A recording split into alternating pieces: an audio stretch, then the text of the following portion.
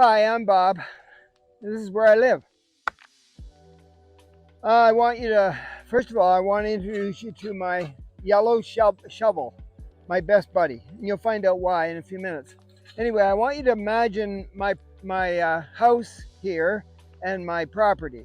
This house was built 37 years ago by a Portuguese builder. And he built it because a Portuguese lady and man wanted the house built here. Of course, all the other houses, some of them were built after this one, and some were built a few years before, because this used to be a golf course, all of it. We're up on a hill, the Grand River's down below, and the town is called Galt, Cambridge. I want you to imagine that this lady, this Portuguese lady, wanted nothing but grass.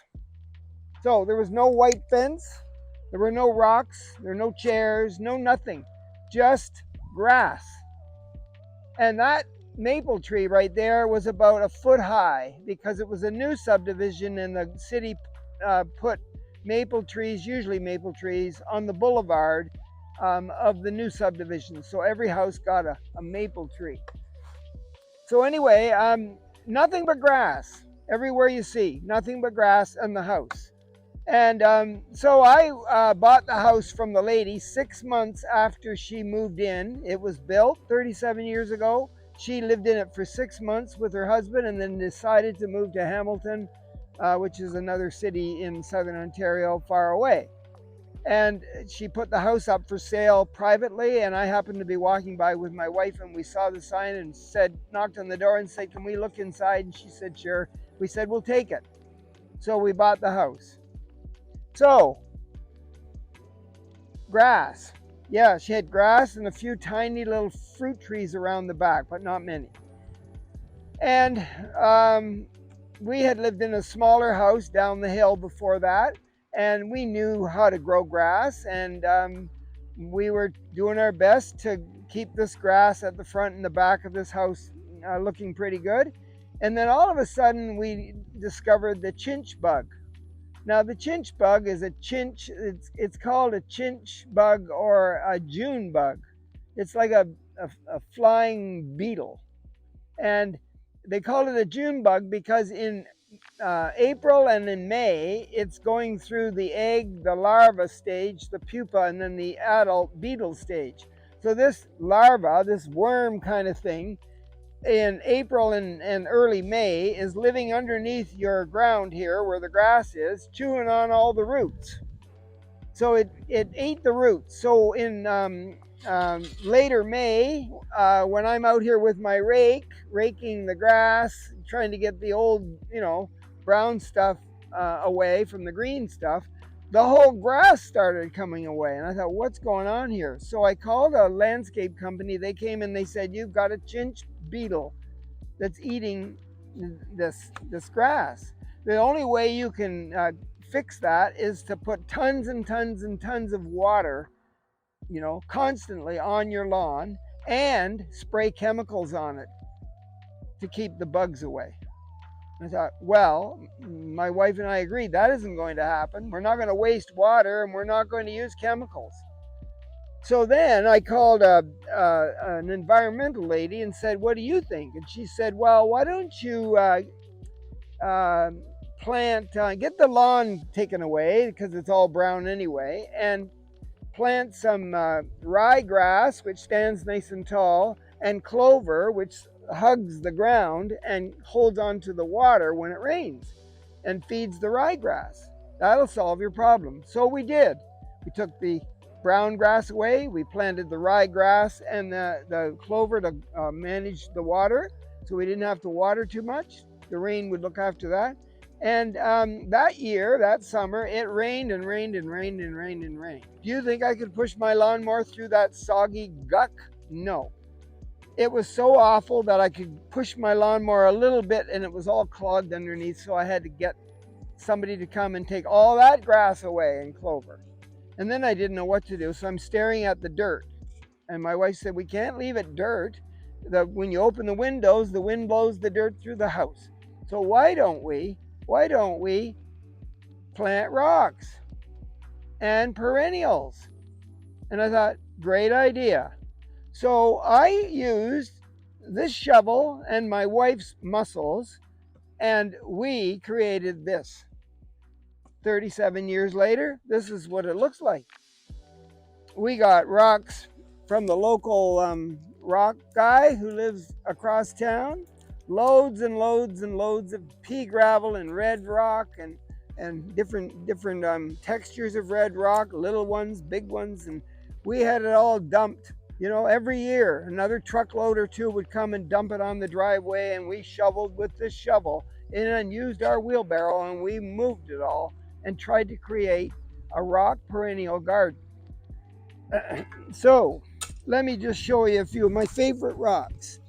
By the way, this is the first one that hit the property. It's a limestone rock from the Bruce Peninsula up there by Lake Huron and in Ontario, southern Ontario. It's a limestone rock, very porous and kind of soft. And it was brought here by my sister and her partner as a housewarming gift. You know, it was only a year or so since we got the grass taken away, and we put it there. And then we also went up to the beach country up there where this rock came from, and we found this larch tree. It was a baby tree. And a larch tree is a deciduous coniferous tree, which means it loses its needles in the fall like all the maple trees do. The pine trees don't lose their needles, but the larch tree or the tamarack tree loses its needles. So all these needles fall. And it likes sandy soil, but that's my favorite tree. And this is my favorite rock. And then we thought, you know what? Maybe we should leave a little bit of grass. So let's come down here and go up the grass trail. So I walk up my grass here. Do I need a power mower to cut this? No. I'll show you my lawnmower. Rocks,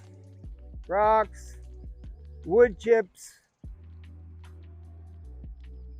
Here's my lawnmower. Do I want to pollute the air with gasoline and oil? No.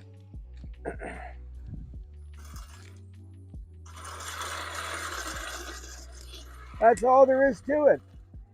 Like, I'm over 75, and when I was about 5 years old, my father had a lawnmower like that, and I kept it. When no one else wanted it, we use it all the time. There's the front lawn. We got different things on the front lawn here. This is my garden god. He protects the garden. I want to live as healthy and as long as possible, and he helps me with that. I appreciate every plant. Smoke bush, if you don't know what a smoke bush is, it doesn't need much water. You can get it in different colors. It grows anywhere in the shade or in the sun, and it's easy to, it grows quickly too, and it's just a great bush, perennial bush. Okay, this is a piece of, the other one was limestone, right? This is a piece of granite, like really heavy, and that was planted there.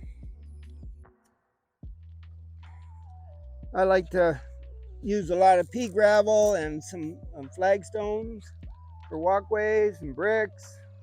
But there's my water system right there. So I collect rainwater in the rain barrel, and when it's full, I let the rain come out, and then I use that, and then I get more rainwater, and that's what I water my grass with and all my plants. Okay? Yep, hydrangea, you know. By the way, this is a white birch tree, and the reason I'm going to point out this tree is that everybody should have one on their property, because you can make tea out of the bark. The native Canadians did, and they use birch for making aspirin. So it's an anti-inflammatory natural aspirin right there. Okay, and so I have lots of pea gravel. Back here I have some more mulch. If you look at the mulch back here,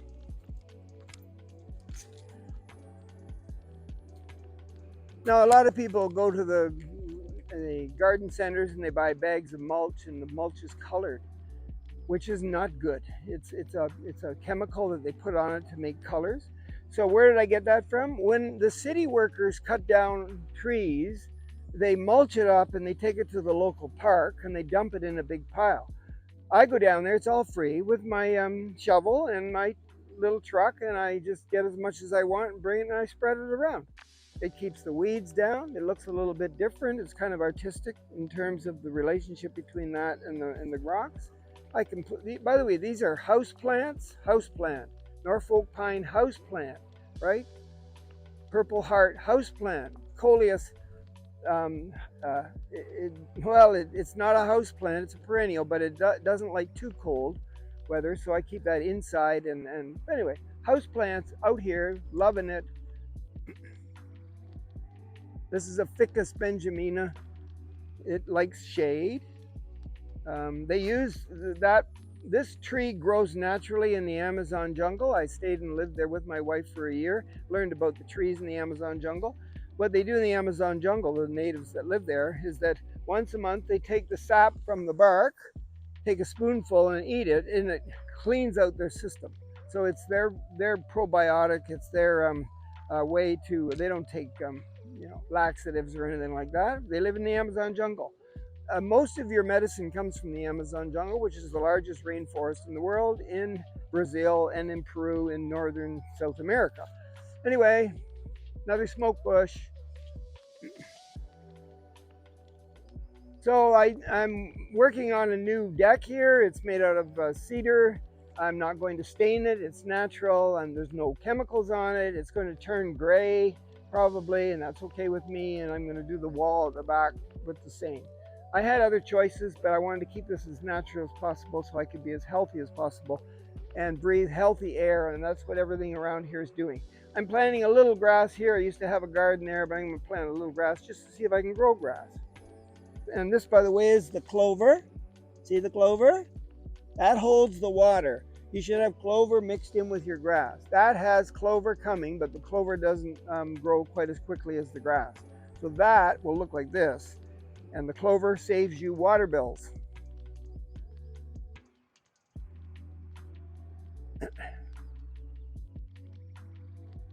And by the way, I have a fern garden here. So what happened was I went to visit my sister who lives in southwestern Ontario in the north, up by the lake, Lake Huron and Georgian Bay. And she has a lot of ferns in her forest. So she gave me a few and I brought them here and I planted them around the yard. Next thing I got hundreds of them and they spread and I thought, what? So I'm going to gather them up and put them in one spot. So anytime I see a fern cropping up, I bring it and I plant it here. They grow. There's no maintenance to it. They grow. That, by the way, about 2 weeks ago, they were higher than I am. So they're starting to die down. So they start to come up in about June and they get really, really high in July. And then in August, they start to die down. And by the end of September, you won't even see them. They'll be shriveled up and they'll be sleeping for next year. But that is my cat's favorite place to hide. She likes to keep cool in there. So you could try a fern garden. Easy to grow, cheap, no big deal. Another coleus that's going to go in the house. So anyway, we eat a lot of vegetables and fruits, and we take all the scraps from the vegetables and we put them in our compost.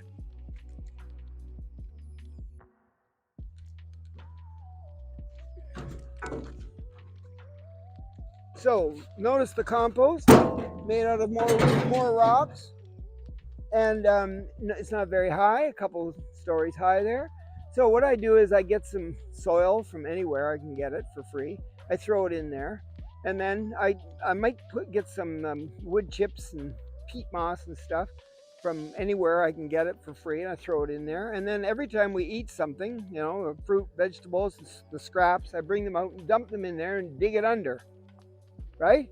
And then that takes about 2 weeks for most of those scraps to turn into soil, which is rich in minerals, and I take it and I spread it on all my plants so they can grow.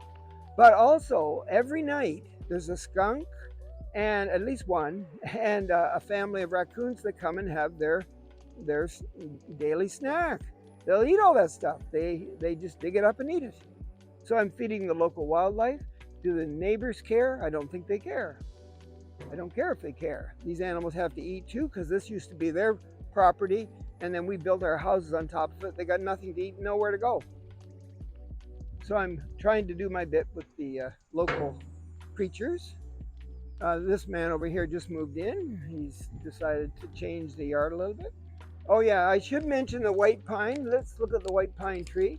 So the white pine tree is a popular tree found in this area. And the best thing you should know about this white pine tree is that it gives off chemicals that you can't see, that are in the air, that will you will breathe in, and it'll kill any cancer cells. Supposedly, maybe there's different kinds of cancer cells in your body sometimes, and a lot of times some of them are dormant and they don't ever react to you, and you don't have any problems. But this breathing in the air around these trees, as long as there's not too much pollution. I don't know where you live, but you don't want any pollution in the air if you can help it. This will deal with the cancer cells that we all have in our body somewhere at some time in our life. And the famous lady that wrote many books on this and knows about this, she's world famous. And can I remember her name right now? No. But anyway, she said that there's a tree in every part of the world that has trees, like maybe not the Antarctica, but every part of the world that has trees has a special tree that will do the same thing. So if you live somewhere where there's no white pine trees, you can find out what the tree is, and look up the tree lady on the internet. You'll find her. She lives outside of Ottawa now, but she's from I think Ireland, England, somewhere, and her family was very, very wealthy, and she became a tree scientist, and she's written more trees than you can imagine, or more books on trees than you can imagine. So the white pine tree, you don't have to touch it. You can just get your chair and sit underneath it and enjoy your garden and read a book or look at your computer or phone and breathe it in a couple times a week for maybe a half an hour. That'll do the trick. Well, that's about it. Let's go down here. We're going around in a circle. Another white pine tree. Except this is a weeping white pine tree. So in other words, they didn't grow this way naturally. Man did something to them so they would grow like that. All right?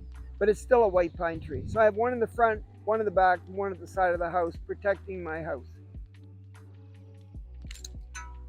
That's it. Over and out from Bob.